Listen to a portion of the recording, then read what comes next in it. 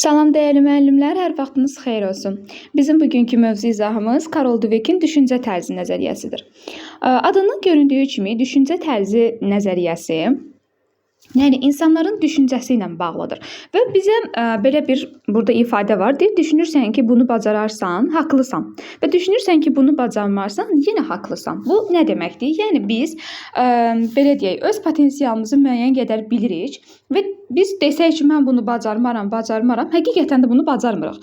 Yox, əgər desək ki, mən bunu bacararam, bunun üzərində işləsəm daha yaxşı nəticə əldə edərəm, yenə haqlıyıq. Yəni çünki biz onu deyiriksə, edirik və nəticəsini də əldə etmiş oluruq. Bugünkü elə mövzumuz da demək olar ki, tam olaraq bununla bağlıdır. Düşüncə tərzi nəzəriyyəsində iki cür düşüncə var. Baxın, biri inkişafa açıq düşüncə tərzi insanlar, digəri isə inkişafa qapalı düşüncə tərzi insanlar. Bunların bir-birindən fərqi nədir? İnkişafa açıq düşüncə tərzinin digər adı çevik düşüncə tərzi, qapalı düşüncə tərzinin digər adı isə sabit düşüncə tərzidir, insanlar hesab olunur. Testləri çox asandır, mövzu özü çox asandır. Hətta deyə bilərəm ki, nəzəriyyələr içərisində ən asan nəzəriyyələrdən biridir. Çünki çox rahatlıqla bunu biz testlərdən seçə bilirik. İnkişafa açıq düşüncəli insanlar hər zaman hər hansı bir uğursuzluğa düçar olduqda bu uğursuzluqdan nəticə çıxardır. Yəni o uğursuzluğa düçar olsa da onun üzərində işləyir, daha çox çalışır və daha yaxşı nəticəni əldə etmək istəyir.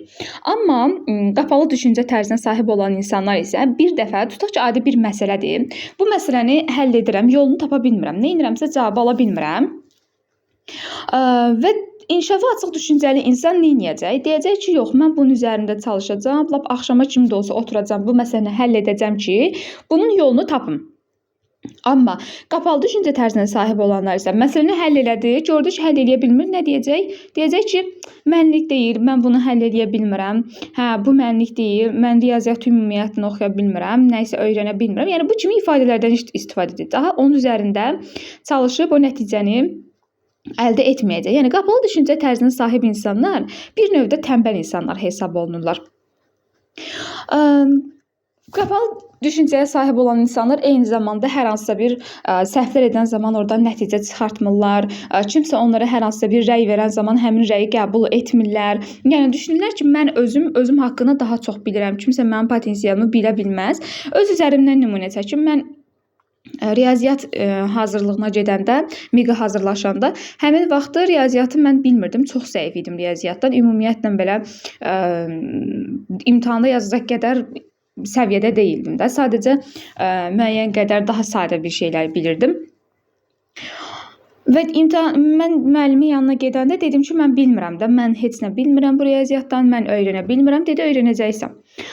Və üzərində çalışdıqca, həqiqətən məqsəd qoyduqdan sonra mənim riyaziyyatdan yazdığım suallardan heç biri səhv deyildi. Yəni, tam neçə sual yazmışdımsa, hamısı da düz idi. Yəni, heç birində səhv eləməmişdim. Deməyim odur ki, yəni siz hər hansısa bir nəyisə uğursuzluğa düşər olsanız da, görsəz ki, bunu öyrənə bilmirsiniz, üzərində daha çox işləyin, daha yaxşı nəticəni əldə etməyə çalışın. Sadəcə mənim vaxtım az idi, yoxsa hələ o yaza bilmədiyim sualları da yazmış olardım. Yəni çatdırıb öyrənmədiyim mövzularımız var idi. Daha sonra gəlirik belə bir məqamlara sizin diqqətinizə çatdırım. İnkişafın açıq düşüncə tərzinə sahib olan insanlar heç zaman çətinliklərdən qorxmurlar. Yəni, adi onlara gətirib çətin tapşırıq versən, o çətin tapşırığın üzərində işləyəcək. Yəni, çətin tapşırıq ona daha çox maraqlı gəlir, onu daha çox motivasiya eləyir, belə deyək də, dərsə daha çox cəlb eləyir. Amma qapalı düşüncə tərzinə sahib insanlar, mən bunu yaza bilmərəm, bu çətindir, bu nə məsələdir, bu niyə belədir və yaxud da Azərbaycan dilindən olsun, ümumiyyətlə sınaq imtahanı olsun, nə çətin sınaq imtahanı idi. Belə olmaz. Yəni bu düşüncəyə sahiblər. Amma açıq düşüncəli insan deyir, aha, belə yaxşıdır. Yəni bu tipli suallar yaxşıdır. Mən bunun üzərinə daha çox çalışıram, daha çox öyrənirəm, yeni nələrsə öyrənirəm. Və inkişafa açıq düşüncəli insan səhvlərlə öyrənir. Necə səhvlərlə öyrənir? Hər hansısa bir səhvi olan zaman da ondan qorxmur da, səhv eləməkdən qorxmur. Belə deyək, deyir ki, aha, mən bunu səhv eləmişəm, eybi yoxdur, yenə üzərində işləyərəm, kimdənsə belə deyək də kömək alaram. və onun üzərində daha çox işləyərək mən o nəticəni əldə edə bilərəm. Amma qapalı düşüncə tərzinə sahib insanlar səhvlərdən qorxurlar. Mütləq şəkildə səhv etməkdən qorxurlar, səhv etmək istəmirlər. İnsanların gözündən düşəcəyindən qorxurlar, müəllimin gözündən düşəcəyindən qorxurlar. Daha sonra gəlirik, deyirik ki, İnkişafa açıq düşüncə tərzinə sahib insanlar rəylərdən nəticə çıxardır. Məsələn, bayaq da dediyim kimi, mən əgər bir rəy verirəmsə qarşımdakına ki, tutaq ki, sən bunu hələ bu nəticəni əldə edə bilməmsən, amma əldə edə bilərsən, üzərində çalışsan. Açıq düşüncə tərzinə sahib olanlar həqiqətən də o dediyimiz fikirdən nəticə çıxacaq, üzərində işləyəcək. Amma qapalı düşüncə tərzi nə deyəcək? Deyəcək, məndən yaxşı bilirsən, mən öz öyrənməmi özüm bilirəm necədir. Bunu başa düşməmsə düşmürəm. Yəni bu kimi ifadələr. Və inkişafa açıq düşüncəli insanlar birbaşa yadımızda qalsın ki, heç vaxt təslim olmurlar. Yəni ya mən bunu öyrənəcəm ya da öyrənəcəm. Mən bu işi görəcəm və yaxud da görəcəm. Tutaq ki, mən bu işə qəbul olacam. Yəni bunu deyirsə, onu da edir. Yəni təslim olmur. Nə qədər çətinliklərlə qarşılaşsa da təslim olmur. Amma inkişafa qapalı düşüncə tərzi əlbəttə ki, belə deyil. İç uğursuzluqdan geri çəkilir. Və bizim ayırd edəcəyimiz ən mühüm məsələ düzdür. Bu ifadə hərəki sözü biraz qapalı düşüncə tərzində biz qarşımıza çıxa bilər, amma ən əsası bizim açıq düşüncə tərzində hələ ki sözündən istifadə edir. Yəni hələ ki bunu tutaq ki, mən məsələn neçə dəfələrlə cəhd etsəm də əldə edə bilməmişəm, amma edəcəm. Yəni etmək üzərində işləyirəm. Hələ ki etməmişəm, amma üzərində işləyirəm ki, daha yaxşı nəticəni əldə edim. Yəni biz hər iki sözündən burada istifadə edirik. Yəni açıq düşüncəyə sahib olan insanlar. Və bir də deyirik ki, baxın, biz müəllim rəy verən zaman düzgün rəy verməyi bacarmalıdır. Yəni şagirdlərə biz sən çox ağıllısan, ona görə bu tapşırığı həll eləmisən, sən çox zəkalısan, bu çətin tapşırığın öhdəsindən gəlmisən.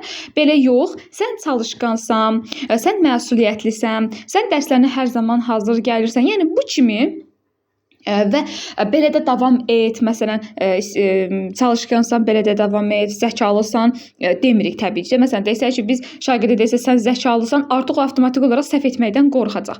Ona görə də deyirik ki, ümumiyyətlə hələ biz şagirdlərdə səhv etməyi də belə öyrətməliyik ki, yəni biz səhvlərdən onsuz da nəticə çıxardacağıq və səhvlər bizi əslində uğura aparan bir yoldur. Müəyyən qədər səhvləri edirik və sonunda gəlirik o nəticəni əldə edirik. Əgər bir səhv etməsək, onun düz yolunu belə deyək, görəcəyimiz işin düz yolunu müəyyənləşdirə bilmərik. Düz deyə hər hansısa bir çox rahat bir işdirsə, əlbəttə ki, onu səhv etməmiş müəyyən qədər biz yolunu tapa bilərik. Amma bir hər hansısa qarşımıza bir məqsəd, çətin məqsəd qoymuşuqsa, onu əldə etmək üçün əlbəttə ki, onun üzərində daha çox işləməliyik və o nəticəni əldə etməliyik. Ona görə deyirik ki, müəllim də bu şagirdlər üzərində onlara səhv etməyi öyrətməlidir. Yəni səhv etməyin də dahi demirəm, hər nəyi gəlsinlər, səhv etsinlər ki, mən sənə öyrədirəm. Yox, təbii ki, diqqətli olmaq da tapşırılır burada.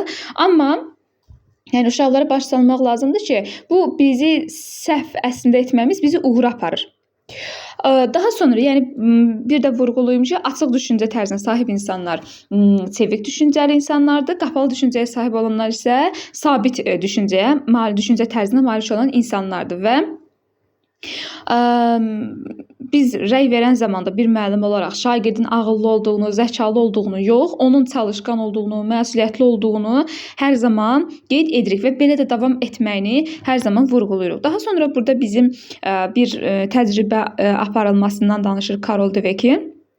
O da uşaqlara həmin rəy verməsindən danışır. Yəni digər hissələri sadəcə oxusanız sizə kifayətdir. Bu dediklərim əsas məqamları yadda saxlasanız, testləri çox rahatlıqla işləyə biləcəksiniz. Digər burada kitabda məlumatlar bir də vurğulayıram ki, uzundur. Bunları sadəcə və sadəcə oxusanız kifayətdir.